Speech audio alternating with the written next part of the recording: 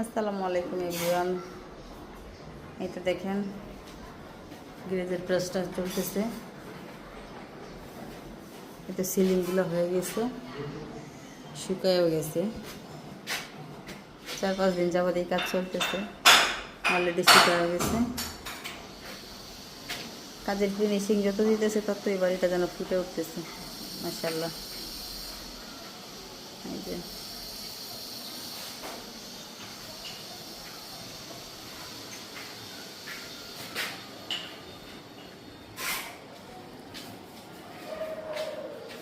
এই তো কেমন হলো আমার জানালার এই গ্রিলটা। জানালা না, আলু বাতাসের জন্য এভাবে একটু রাখা হয়েছিল। এই তো